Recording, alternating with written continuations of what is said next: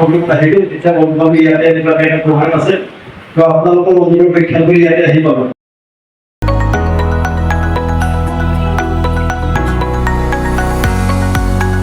আজি পূৰ্ণিমা সঞ্চয় আৰু ঋণদান সমবায় সমিতি লিমিটেডৰ ত্ৰয়োদশ বাৰ্ষিক সাধাৰণ সভা ৰঙিয়াৰ বুকুত আজিৰ পৰা 13 বছৰ আগত প্ৰতিষ্ঠা লাভ কৰিছিল পূৰ্ণিমা সঞ্চয় আৰু ঋণদান সমবায় সমিতি লিমিটেডে আৰু ইয়াৰ উদ্দেশ্য হ'ল সাধাৰণ ৰাইজ তথা সমাজখন উন্নয়নৰ ক্ষেত্ৰত বিশেষ ভূমিকা লোৱা ইয়াৰ উদ্দেশ্য এই উদ্দেশ্য আগত ৰাখি আমাৰ সমবায় সমিতিখন স্থাপন কৰা হৈছে আৰু এই সমবায় সমিতিৰ বৰ্তমানলৈকে সদস্যৰ সংখ্যা হ'ল 899 গৰাকী ইয়াৰে কিছু সংখ্যক সদস্য মৃত বিয়োগ ঘটাৰ পিছত কিছু কমি গ'ল যদিও কমি গ'ল বৰ্তমান আমাৰ 800 গৰাকী সদস্য সমিতিখনৰ আছে